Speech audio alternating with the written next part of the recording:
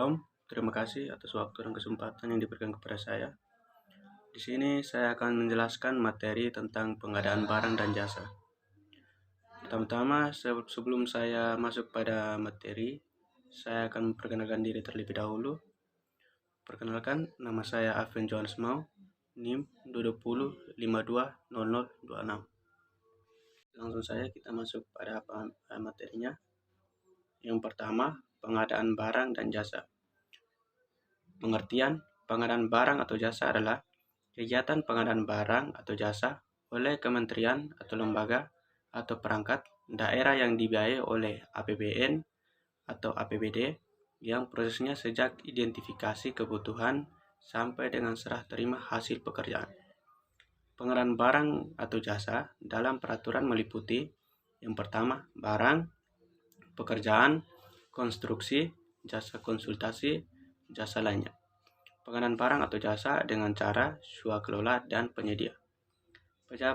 Pejabat pengadaan adalah pejabat administrasi, pejabat fungsional, atau pejabat personel yang bertugas melaksanakan pengadaan langsung, penunjuk langsung, dan atau e-purchasing.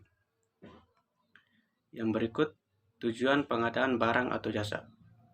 Yang pertama, menghasilkan barang atau jasa yang tepat dari setiap uang yang dibelanjakan, diukur dari aspek kualitas, jumlah, waktu, biaya, lokasi, dan penyedia.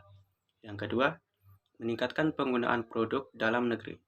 Yang ketiga, meningkatkan peran serta usaha mikro, usaha kecil, dan usaha menengah.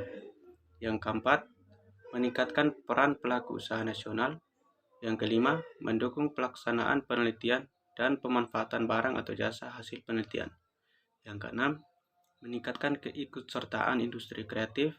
Yang ketujuh, mendorong pemerataan ekonomi. Dan yang kedelapan, mendorong pengadaan berkelanjutan. Yang berikut, paparan Perpres nomor 12 2021 tentang perubahan atas Perpres nomor 16 2018 tentang pengadaan barang atau jasa pemerintah.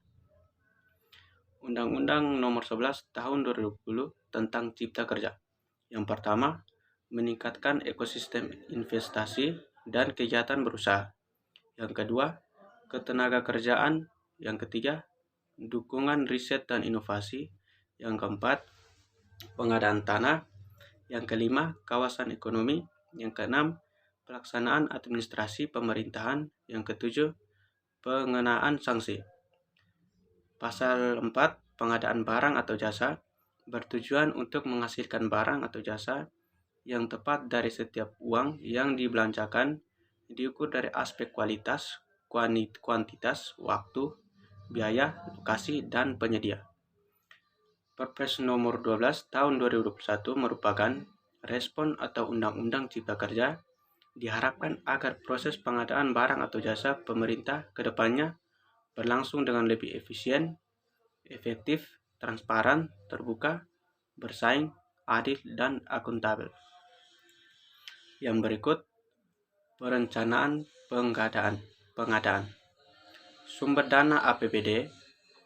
Yang pertama, perencanaan pengadaan dilakukan bersama dengan proses penyusunan renja atau KL setelah penetapan pagu indikatif. Yang berikut, perencanaan pengadaan dilakukan bersama dengan proses penyusunan RKA perangkat daerah setelah nota kesepakatan KU PPAS. Yang ketiga, perencanaan pengadaan melalui media meliputi penyusunan spesifikasi teknis atau KAK, penyusunan perkiraan biaya atau RAB, pemaketan pengadaan barang atau jasa, konsolidasi pengadaan barang atau jasa, penyusunan biaya pendukung. Yang berikut, tipe-tipe dan contoh kegiatan swakelola. Yang pertama, tipe 1, swakelola yang direncanakan, dilaksanakan, dan diawasi oleh kementerian atau lembaga atau perangkat daerah penanggung jawab anggaran. Contoh, kegiatan tipe ini adalah kegiatan bimbingan teknis, penyuluhan, dan sosialisasi peraturan baru. Tipe yang kedua, swakelola yang direncanakan dan diawasi oleh kementerian, lembaga, perangkat daerah penanggung jawab anggaran dan dilaksanakan oleh kementerian, lembaga, perangkat daerah lain pelaksana swakelola. Contoh kegiatan tipe ini adalah kegiatan pendidikan dan pelatihan, pengujian laboratorium, dan lain-lain. Tipe yang ketiga, swakelola, yang direncanakan dan diawasi oleh kementerian atau lembaga atau perangkat daerah penanggung jawab anggaran dan dilaksanakan oleh ormas pelaksana swakelola. Contoh kegiatan tipe ini adalah pemberian vaksin rabies pada hewan, pelatihan tata cara pemotongan hewan kurban, dan lain-lain. Tipe yang keempat adalah swakelola yang direncanakan oleh kementerian atau lembaga atau perangkat daerah penanggung jawab anggaran dan berdasarkan usulan kelompok masyarakat dan dilaksanakan serta diawasi oleh kelompok masyarakat pelaksana swakelola. Contoh kegiatan tipe ini adalah renovasi rumah, tidak layak huni, perbaikan jalan, dan lain-lain. Yang berikut, hal lain yang perlu diperhatikan dalam pelaksanaan pengadaan barang atau jasa pada umumnya antara lain. ULP atau pejabat pengadaan wajib melakukan pasca kualifikasi atau proses penilaian kompetensi dan kemampuan usaha serta pemenuhan persyaratan tertentu lainnya dari penyediaan barang atau jasa setelah memasukkan penawaran untuk pelelangan umum, pelelangan sederhana, atau pemilihan langsung. Pemilihan penyediaan jasa konsultasi perorangan tidak termasuk untuk pelelangan umum untuk pekerjaan kompleks secara adil dan transparan serta mendorong terjadinya persaingan yang sehat dan mengikutsertakan sebanyak-banyaknya penyedia barang atau jasa. Swakelola adalah cara memperoleh barang atau jasa yang dikerjakan sendiri oleh instansi pemerintah terkait. Yang berikut, transisi. Pengadaan barang atau jasa yang persiapan dan pelaksanaan dilakukan sampai dengan tanggal 30 Juni 2018 dapat dilakukan berdasarkan Peraturan Presiden Nomor 54 Tahun 2010. Kontrak yang ditandatangani berdasarkan Peraturan Presiden Nomor 54 Tahun 2010 tetap berlaku sampai dengan berakhirnya kontrak. Yang berikut, dokumen pemilihan nomor 2731 POKJA 3 Kons 2018. Instruksi kepada peserta atau IKP. IKP ini disusun berdasarkan Peraturan Presiden Republik Indonesia Nomor 54 Tahun 2010 tentang pengadaan barang atau jasa pemerintah beserta perubahan dan aturan turunannya yang berisi instruksi dan informasi yang diperlukan oleh peserta untuk menyiapkan penawarannya serta ketentuan teknis operasional pengadaan barang atau jasa secara elektronik. Lingkup pekerjaan. Peserta menyampaikan penawaran atas paket pekerjaan jasa konsultasi sebagai tercantum dalam LDP. Yang kedua, sumber dana. Pengadaan ini dibiayai dari sumber pendanaan sebagaimana tercantum dalam LDP. Peserta pemilihan penyedia jasa konsultasi ini dapat diikuti oleh semua penyedia yang tercantum dalam daftar pendek. Larangan pertentangan kepentingan para pihak dalam melaksanakan tugas, fungsi, dan perannya. Dilarang menghindari dan mencegah pertentangan kepentingan para pihak yang terkait, baik secara langsung maupun tidak langsung. Pendayagunaan produk dalam negeri. Peserta berkewajiban untuk menyampaikan penawaran yang mengutamakan jasa konsultasi yang dilaksanakan di Indonesia oleh tenaga ahli dalam negeri. Yang berikut, pembukaan. Evaluasi penawaran dan pengumuman peringkat teknis. Yang pertama, pembukaan penawaran. Pada tahap pembukaan penawaran, Pokja ULP mengunduh atau download dan melakukan deskripsi file penawaran dengan menggunakan APENDO spam kodok sesuai waktu yang telah ditetapkan. Evaluasi penawaran. Semua ketentuan IKP mengenai evaluasi penawaran berlaku untuk setiap metode evaluasi, kecuali dalam klausul diatur atau disebabkan secara khusus yang berlaku untuk salah satu metode evaluasi saja. Penetapan pemenang. Pokja ULP melakukan penetapan pemenang melalui aplikasi SPSE setelah melalui pembahasan internal anggota Pokja ULP atau setelah ditetapkan PA secara offline untuk nilai 30 paket di atas RP.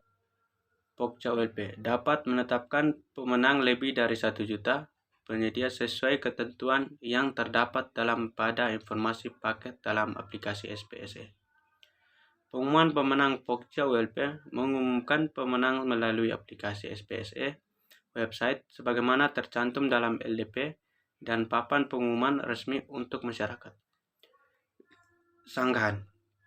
Peserta yang memasukkan penawaran dapat menyampaikan sanggahan secara elektronik melalui aplikasi SPSE atas penetapan pemenang kepada Pokja ULP dalam waktu yang telah ditetapkan melalui dengan disertai bukti terjadinya penyimpangan dan dapat ditembuskan secara offline atau di luar aplikasi SPSE kepada PPK, PA atau KPA dan APIP sebagaimana tercantum dalam LDP. Yang berikut penunjukan pemenang seleksi. Penunjukan penyedia jasa konsultasi. Pokja ULP menyampaikan berita acara hasil seleksi atau BAHS kepada PPK dengan tembusan kepada Kepala ULP sebagai dasar untuk menerbitkan surat penunjukan penyedia barang atau jasa atau SPPBJ. PPK menginputkan data SPPBJ dan mengunggah hasil pemindahan SPPBJ yang telah diterbitkan dalam aplikasi SPSE dan mengirimkan SPPBJ tersebut melalui aplikasi SPSE kepada penyedia yang ditunjuk. PAHS berarti acara lainnya dan kerahasiaan proses. Pokja ULP menuangkan ke dalam BAHS atau berita acara tambahan lainnya segala hal terkait proses pemilihan penyedia secara elektronik yang tidak dapat diakomodir atau difasilitas aplikasi SPSE. Berita acara tambahan lainnya diunggah atau diupload oleh Pokja ULP menggunakan menu upload informasi lainnya pada aplikasi SPSE. Yang berikut, seleksi gagal dan tindak lanjut seleksi gagal.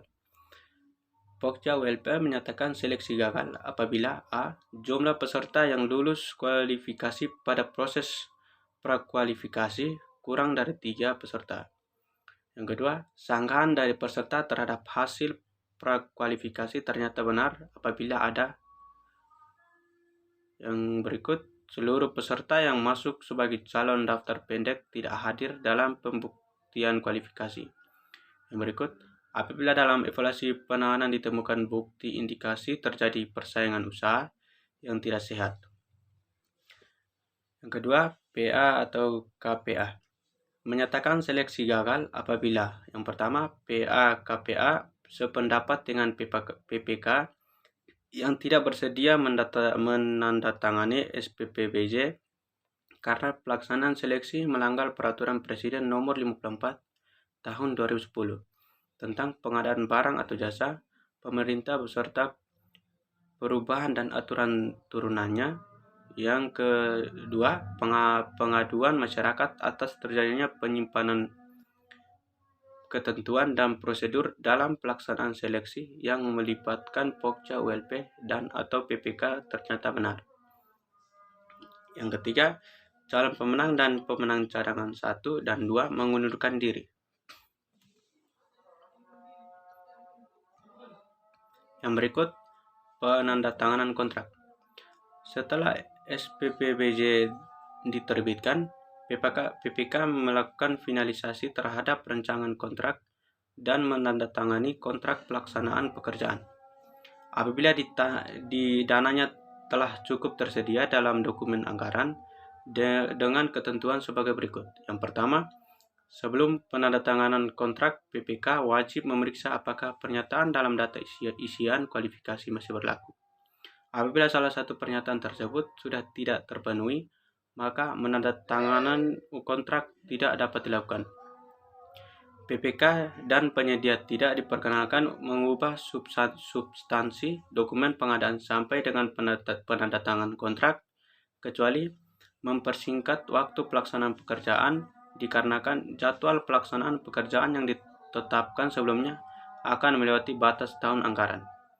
Yang ketiga, dalam hal kontrak tahun tunggal, perubahan waktu pelaksana pekerjaan melewati batas tahun anggaran, penandatanganan kontrak dilakukan setelah mendapatkan persetujuan kontrak tahun jamak.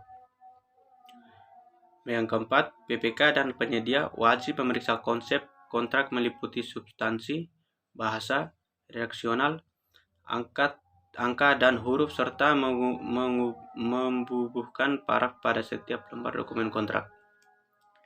Yang berikut, bentuk tanggapan dan saran terhadap kerangka acuan kerja dan personil atau fasilitas pendukung dari PPK. Tanggapan dan saran terhadap kerangka acuan kerja. Cantumkan dan jelaskan modifikasi atau inovasi yang peserta usulkan terhadap kerangka acuan kerja untuk meningkatkan kinerja dalam melaksanakan pekerjaan jasa konsultasi ini. Misalnya, mediakan kegiatan yang dianggap tidak perlu, atau menambahkan kegiatan lain, atau mengusulkan pentahapan kegiatan yang berbeda. Saran tersebut di atas harus disampaikan secara singkat dan padat. Tanggapan dan saran terhadap personil atau fasilitas pendukung dari PPK.